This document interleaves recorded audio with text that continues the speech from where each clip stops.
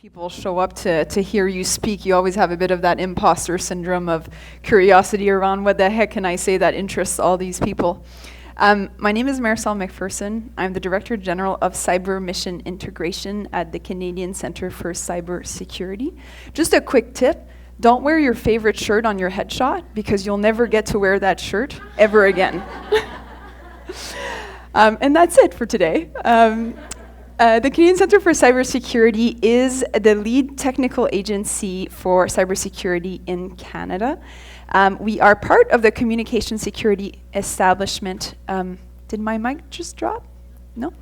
We are part of the communication security establishment, which is also the lead in information assurance and signals intelligence for Canada. And we work closely with our sister organization in signals intelligence to be able to provide services to Canadians in terms of cybersecurity advice and guidance. We also protect the government of Canada networks and infrastructure against cyber threats. And we work with critical infrastructure to help raise the cyber resilience of Canada at large. The Cyber Centre itself within CSC is a fairly new organization. We were originally established in 2018, and it was a merger of a few Government of Canada federal organization into one entity that again was assigned the big challenge of being the technical expertise for cybersecurity in Canada. Although the organization from a Cyber Centre perspective is fairly new, we have been defending the Government of Canada networks for quite some time, and the signals intelligence part of the CSC mandate has been around for over 70 years. In terms of the makeup of this organization, it is mainly male-dominated. It is very, very technical. It represents around approximately 2,000 employees, and again, we offer these national services. In terms of me and my evolution in that department, I am a non-technical person. I have education and experience mostly in business management, organizational communication. The majority of my team is in charge of the integrated management of the Cyber Centre, so ensuring that the Cyber Centre is well-equipped, well-resourced, and has priorities in order for us to continuously evolve with the ever-changing landscape of cybersecurity across Canada. So not only am I generally non-technical, but a lot of my team is also non-technical, and we work in a very, very, very technically driven organization with mathematicians, cyber analysts, engineers, people that really develop these important capabilities for Canada and Canadians. I started there in 2012 as about an intermediate analyst, business analyst in the program, and ever since have continued to be working on big transformative things in terms of establishing the department's place in government, which means it became an independent agency, and then later on helping stand up the Cyber Centre, and then working with the extending team in terms of developing the capabilities, designing the capabilities, and receiving funding for the capabilities of that expanded mandate.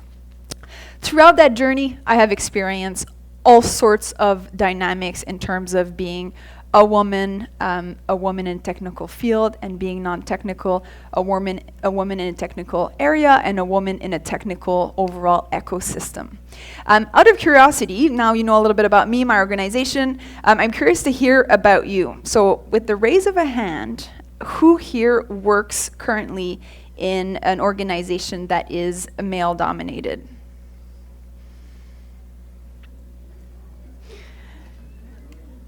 Who here has faced a form of either discrimination, inequity, systemic barrier, biases, etc.? I love it. See, we're just one big family. And who here either as their full-time job or either on the side of their desk, because we have to pay the diversity tax, are working on things to advance and remove those barriers and create a more equitable and inclusive workspace? Thank you for your service, everybody. I would have liked to see I would like to see the show of hands if the majority of the people in this room were men. So today I do want to talk about building allies, and I want to talk about it not only from a systemic perspective, which a great team has written some amazing notes around that systemic space, but I will in there throw in some more personal, anecdotal sort of stories to keep this relatable and keep this a little bit more real. When it comes to advancing equity and diversity, one of the things that's super critical for all of us is, of course, representation. And I do want to start off by talking about our chief, Carolyn Xavier. So she is the Deputy Minister of the Communication Security Establishment. She reports to the Minister of National Defense. And she is the first person of color in that role. And she is predeceased, that word. I'm French, by the way, so there's going to be some words that aren't going to be super clear. That word. By two other women. And these three women have worked really diligently over the last couple of years to try and advance the equity and diversity landscape of CSC, especially Chief Xavier, who has really invested resources, time to systemically advance and resolve some of these barriers. So I think we can't really get in the space of solution before talking a bit about the challenges. So as per all the hands that were up, some of the challenges that we face are stereotypes, biases, microaggressions, macroaggressions, systemic barriers, and these are everywhere. And as much as I think society, we've come a long way in the last couple of years, as we saw, we all still face these on a regular basis.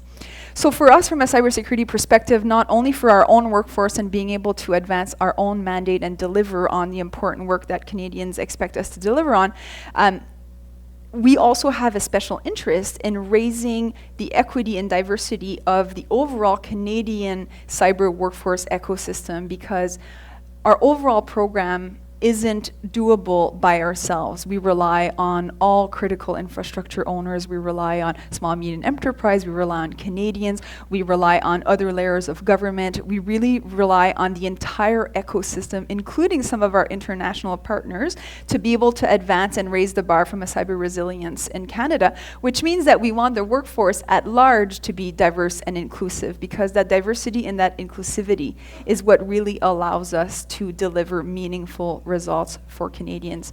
We need people of different backgrounds, we need people of different genders, we need people with different perspectives, and we need all of these people to be working together in that specific role to advance the resilience. So in terms of some interesting stats that sort of help highlight the importance of diversity and inclusion in cybersecurity.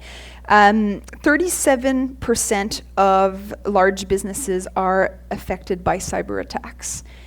As of 2023, I'm going to hide the slide for a second because I'm going to ask a question. There are approximately 124,000 cybersecurity professionals in Canada. So curious, with raise of hands, how many of those do you think are women? So raise your hand if you think it is 50%. Out of 124,000. Raise your hand if you think it's 20. Raise your hand if you think it's 10. Did you folks see the slide? The representation is about 10%. Of course, this is probably a bit of a moving target, but as we know that the demand of cybersecurity talent and workforce will only keep increasing, we need to be able to increase the diversity and the pipeline, the diverse pipeline towards these key jobs in cybersecurity. So one of the ways that we do that, and we do that at CSC and in the Cyber Center, and we also do that working with other organizations from a youth perspective, which is a key starting point in terms of that allyship, right? It's us all being allies to youth that are emerging in these fields. So in terms of us working with youth, we work with the organization called HackerGal, which is a non-for-profit organization with a mission to introduce middle school girls to coding. And we also work with Cyber Titans, and that is an online cyber defense competition aimed at Canadians, youth in grades 7 to 12. And when we work and volunteer our time towards those organizations and empower these organizations to generate interest in STEM fields, in cyber fields, it really helps us drive that pipeline so that once that pipeline is in place, we have the allyship and network and systems to be able to support their onboarding. It also provides a bit of a safe space for these folks to look into the world of cybersecurity and coding and STEM to be able to generate interest. And it's funny because just yesterday I was at a roundtable on talent management and cybersecurity, and we were talking about how in Canada we know how to raise a professional hockey player because we have the whole roadmap of how to raise a professional hockey player. You start young, they go get skating classes, then there's all the U5s, U6s, U7s, U8s, then there's junior A, double A, and you know all of that transition, the media talks about it, it's everywhere. But there's not really a huge roadmap from a STEM perspective. If a parent wants to support their child into STEM fields, where is that roadmap? And where's the Stanley Cup of cybersecurity and of STEM fields? We don't have that as ingrained in our culture. So again, working with these youths is very, very, very critical to that longevity of the diverse talent. So back to the Cyber Centre and CSC to provide, again, more context. So we work to strengthen Canada's cybersecurity capacity, and we do that through collaboration, innovation, and partnership. And we really, really, truly feel that cybersecurity is a team sport. So we have our talented employees, we draw on each other's expertise, and we're able to address the complex needs of the diverse population of Canada.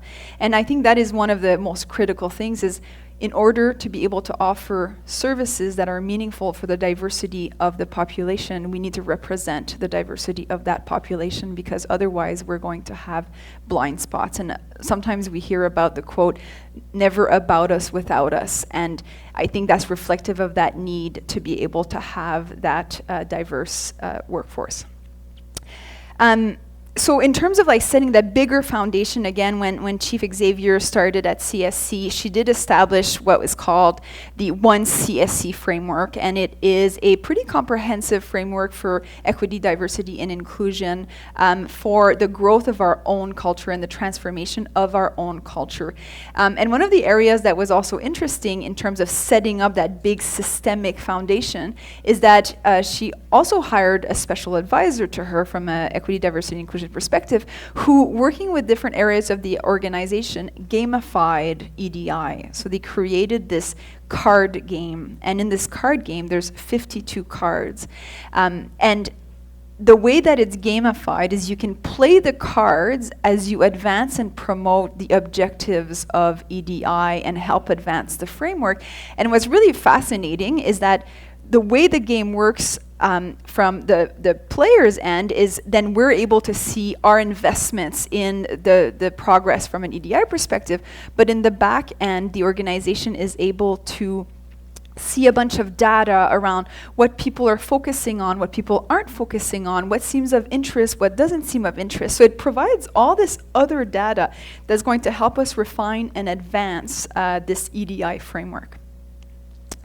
From a cyber center perspective, we did take some of those objectives and we were assigned two key objectives. We were assigned the one objective of advancing equity from a gender perspective, because the Cyber Center really struggled at its establishment to have a gender balanced workforce, especially from a leadership perspective. And then we were also tasked with the important challenge of ensuring that all of our services are also inclusive and diverse, which meant that we needed to train and develop business mechanisms to be able to ensure that we do the proper GBA plus analysis, so the gender-based analysis plus against our services, so that we were able to deliver equitable services. And as an example to that, at some juncture, the team added a control in our operational risk management framework that asks the operator whether or not the specific GBA plus analysis were conducted, and just about when the operator was to press play in this new capability, they did conduct that analysis due to the control in place and realized that the service was actually not inclusive in a lot of ways, and we pulled back the operationalization of that capability, ensured the inclusiveness, and delayed the launch. But once we did launch the service, it ended up being inclusive and available to all Canadians in a meaningful way. So we had those two separate objectives. So the gender portion of it was very, very critical from a cyber center perspective. Another area that CSC has really invested in is in terms of ensuring that there's spaces for appropriate dialogue and sharing and open conversations around diversity challenges. So the only way that we can advance this is by actually being able to talk about it in a safe, meaningful way. And one of the things that I had done at some juncture is when I was a director, I had the opportunity to sit at our senior board, which our senior board is comprised of the head of the cyber center, the associate head of the cyber center, and at the time it was 5 director generals, and that entire board was male. And I got the chance to sit there as a director, not a voting member, but still had a chance to sit there because I had a particular role that I required having that strategic insight to be able to advance. And I started doing these things called a day in the life of Marysol McPherson, because I needed to find a way to keep things light in terms of how I share some of these microaggressions to build a bit of visibility on that. So for example, I was roundtable at board and everybody's talking about their operational stuff, and I would say, it's time for a day in the life of Marysol McPherson. And then I would give examples like, today, I was in line at the mentorship event for CSC. I was standing in line to be seated as a mentor, and somebody told me I was in the wrong line. Or I got introduced by one of my director colleagues to a new incoming director to the organization, and that new incoming director right away assumed that I was the director who introduced me's administrative assistant. Or I was asked to make a coffee in a boardroom where I was the one actually leading the conversation. And I'm sure you all have so many a day in the life. And the whole concept of the fact that a lot of us, when we walk into a room, we have to re-earn our respect and credibility every single time. And these men at the table at the time didn't necessarily have visibility on that because they never had a chance to experience that. So at first they were quite uncomfortable and they were trying to avoid a day in the life of Marysol McPherson. But over time, I think it creates a bit of that sense of safety and openness and curiosity around that, and it helps educate our allies in terms of some of the challenges that we face. So another important bit that the CSC does are affinity groups. And by creating affinity groups, we were able to really, again, set up that space of safety and open communication. So we have 7 affinity groups currently. We have the Women in Cyber Intelligence group. We have the Pride Network. We have Embrace, that includes the Black Employee Circle, the Middle East and North Africa chapter. We have the Neurodiversity group. We have the Disability group, the Jewish Affinity group, and Le Réseau Franco. So by creating that and welcoming anybody to participate, both people who feel that they are part of that affinity group, but also people that want to learn from these affinity group and want to hear some of the challenges that these folks are facing. And we work through these affinity group in terms of intersectionality, and they all work together, and we host a lot of events and forums and panels to be able to spread some of that great work that they're doing and offer those safe spaces for discussion. In terms of building off of those types of groups, the other piece that's important from an allyship perspective is networks. So networks being a bit different in the sense of you building communities of your network that will help you achieve some of your objectives. And some of those can be formal, some of those can be informal. At CSC, there are multiple different networks. For example, one that's really interesting is the Access Women Support Network. And this network had 5 main focuses in 2023. It includes recruiting women and making sure Access women are comfortable and uplifted in their roles, enabling career growth and development, creating an environment that influences change towards a healthier workplace, and building and nurturing an inclusive community. Another network that we established in the Cyber Center is the EDI Tiger Team. And it's actually funny because when we launched that, I was the EDI champion for the Cyber Center, and I was actually wearing a jacket that had like tiger stripes, but it was kind of a coincidence. And anyways, so we have a Tiger Team, and it's led by an EDI champion, which is now the associate head of the Cyber Center. It was me for a couple of years, but then I figured I had paid my diversity tax, so I walked out.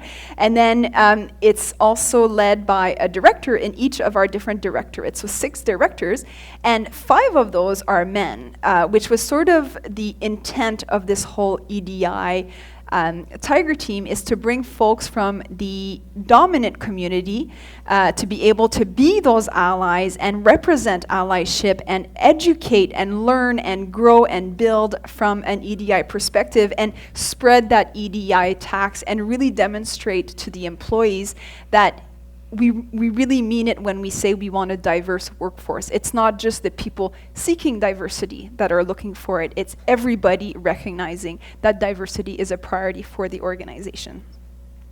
Another more informal network is also around we set up this executive women's lunch at some point, and I think it was a couple of years ago. It was sort of off the desk. We had a Teams chat, and I think when we set it up, and don't quote me on this, but we were probably around 16, 17, and then we would meet for lunch every 2 weeks for half an hour just to connect, get to know each other, have that sense of safety, talk about some of our challenges, get a pulse of the community, and also share how our workforce is feeling around this space. And just recently, we reached, and it's only a couple of years later, we reached 40 in that chat, which is a really, really, really big milestone, and this happened quite rapidly. So in terms of these networks, what's interesting is once you set them up, it also helps you learn about what the gaps actually are, because when we started bringing in all the executive women, we realized, oh, we're only 16, 17. That's not enough. We need to be more, because that is not reflective of the executive cadre. From a sort of network perspective as well, one part that's really important from an allyship perspective and ensuring that we support the workforce as allies is ensuring that folks have proper career paths in all of the fields related to cybersecurity. So not only the STEM fields and the technical fields, but also the non-technical fields. So creating that and ensuring that there's representations in all of those career paths and folks have the right tools to be able to promote their own careers is really, really critical. And building off of those career paths, being able to cross-train the non-technical and the technical folks is also team is a one-man shop. Very critical. That does security, that pushes. I was like, am I hearing voices? Really doesn't. Everything. So cross-training the folks that are non-technical with the folks that are technical. Organization to adopt a framework and we need more technical folks to fix the mic. Avoiding liabilities and getting hit. There too, yeah.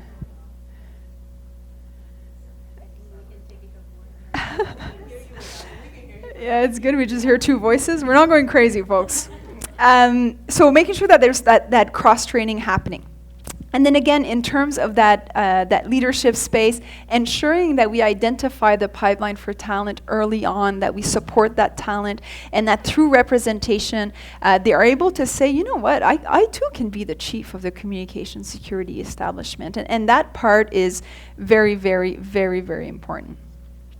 So in terms of women at CSC, again, as I sort of mentioned, we still have a long road ahead. I would say over the last few years especially, we have moved mountains in terms of promoting women in the organization.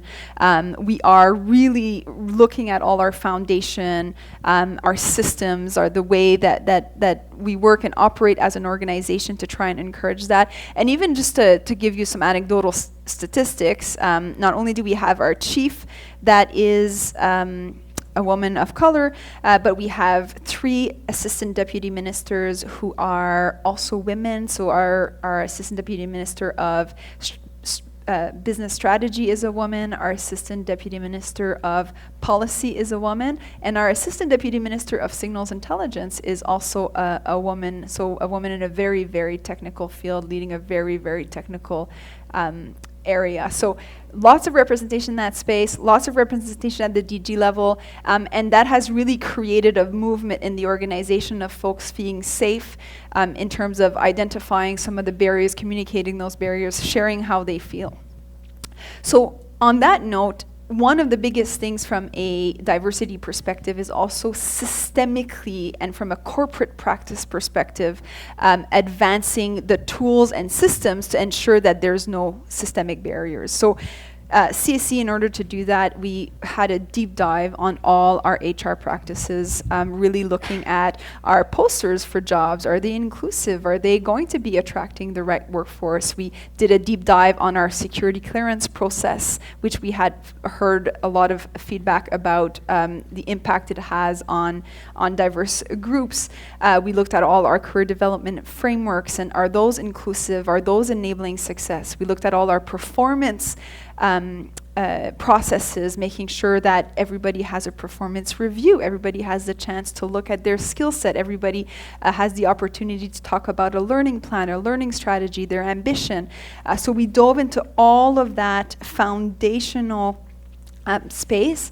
We also really, really invested in our new employee onboarding. So making sure that right out of the gate, when folks start in our organization, they are provided with the tools and training to really understand the organization and its investment in diversity, and also making sure that they feel included when they're coming into the organization. So we revamped the onboarding process, we revamped the way we did it, we looked at all the communication, essentially doing a gender-based analysis plus assessment on our own corporate practices.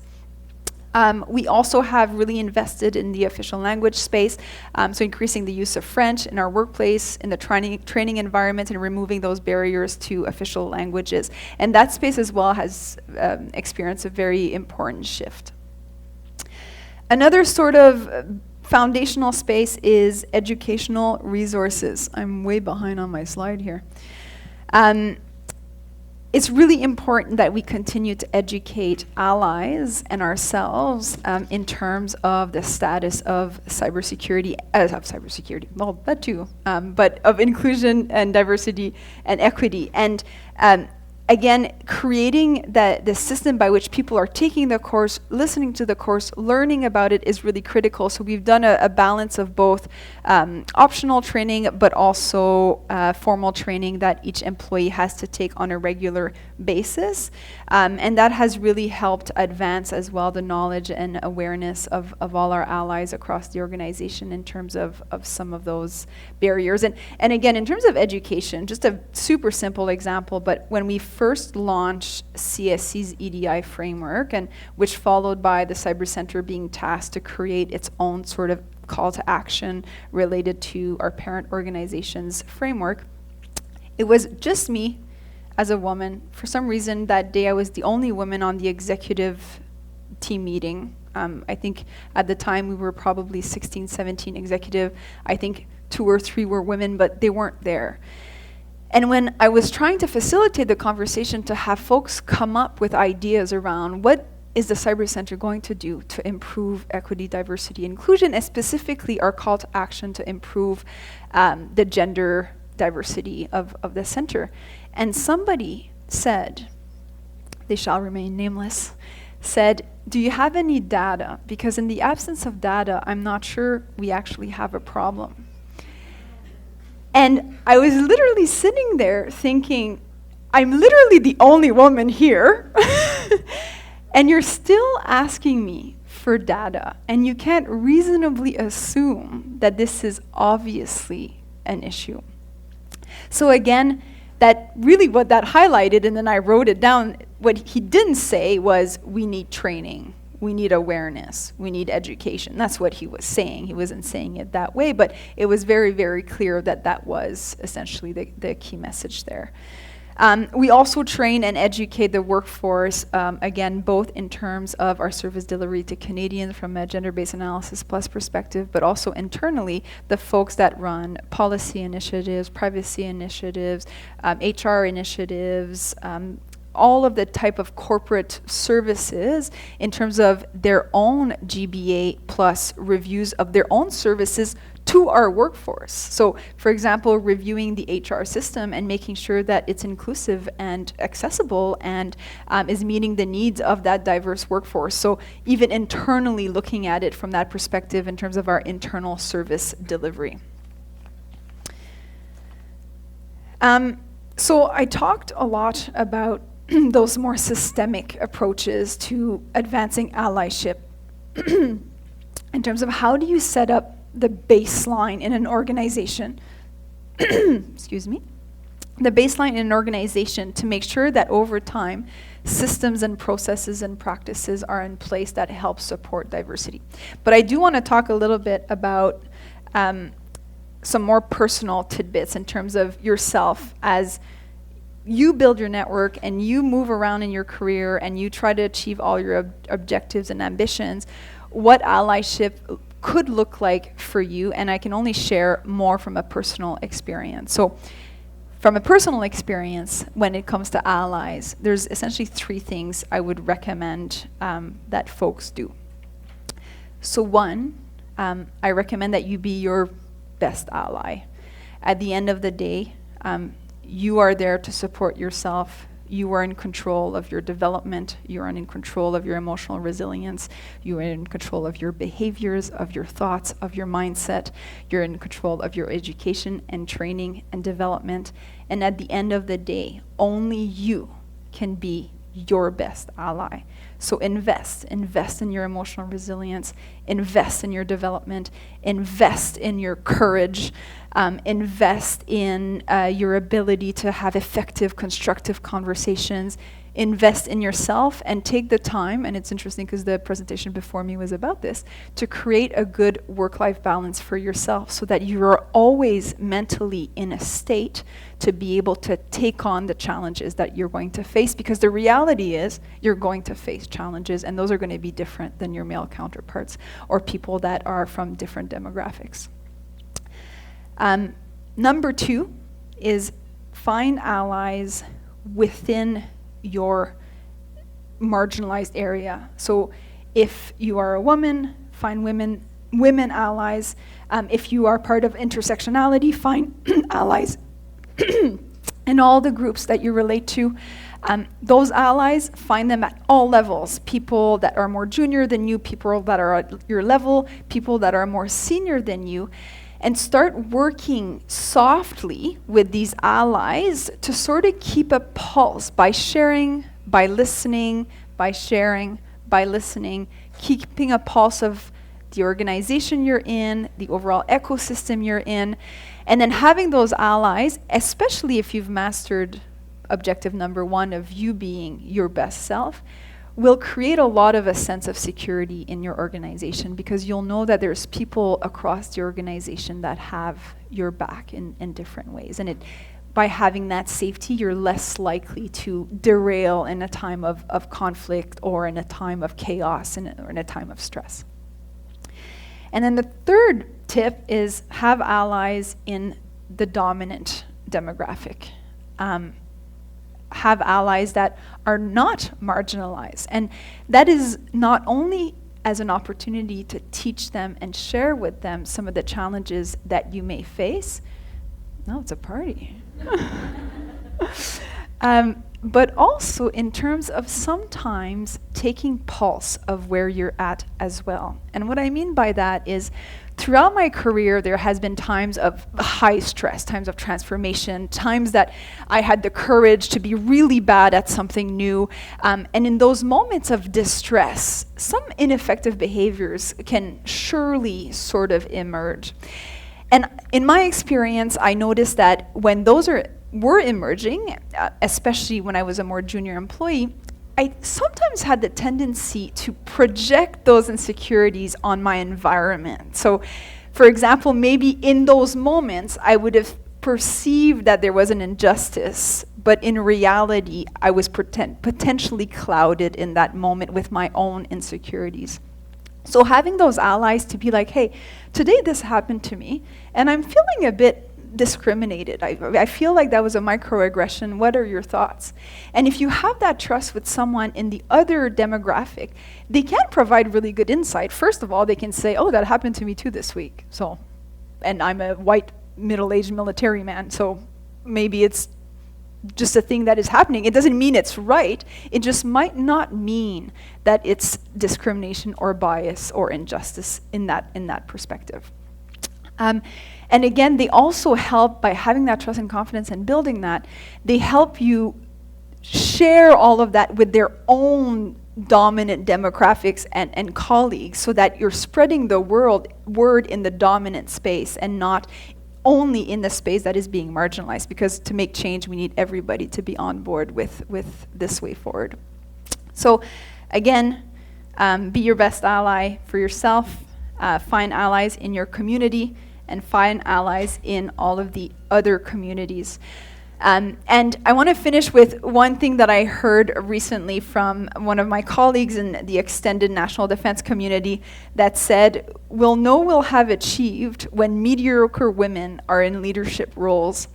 And I found that to be so fascinating, because the reality is that for us to get there, we have to be exceptional and excellent compared to our peers. So I found it to be such an interesting way of seeing things, and hopefully it inspires all of you.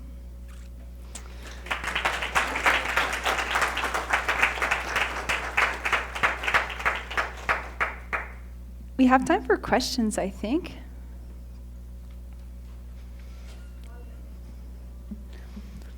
Any questions for me? Yes?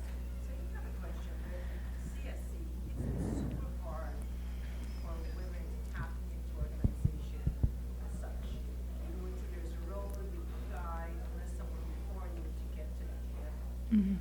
When your resume goes in, gets into that dark hole, you never really see the light at the end of the day.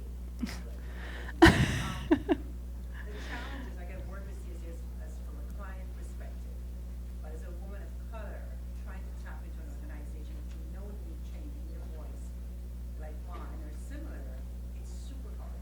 How do you get into a space like that where you know it's desperately needed minorities?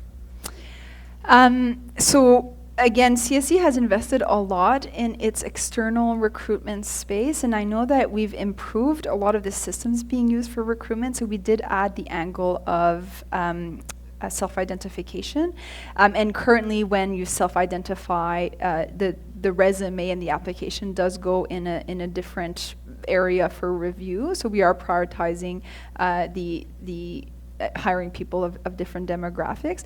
In terms of the black hole, this is something that we have heard over and over again. And it was historically quite a black hole, I have to agree. I'm hearing that we've made a lot of improvements and automation in that space, where applicants are now getting regular updates, they're getting contacted more regularly. And I think we're about to launch actually another system that will help advance that. So we certainly heard that feedback, and we're working hard to try and improve it.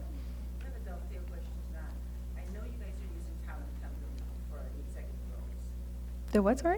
They're using talent companies like headhunters for some of the senior roles. What I'm finding, getting to that organization, which you will posted on behalf of, it's super challenging, because again, you get singled out based on crossing, checking on the boxes at 100%. And that's where women, if you're at 80 or 90 or 95, you get eliminated, because that company that was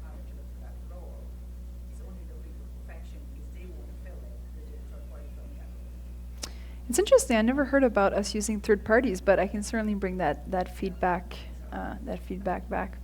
Thank you for that. Yes. Yeah, thank you. And whatever I heard, it's totally I can resonate with my experience as a yeah,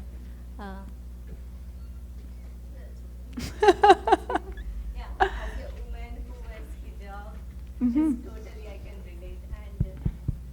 And now, what advice will you give a woman and who has trying to come back to workforce after a long career gap and have IT experience and mostly demotivated not to go back to IT and take some simple jobs?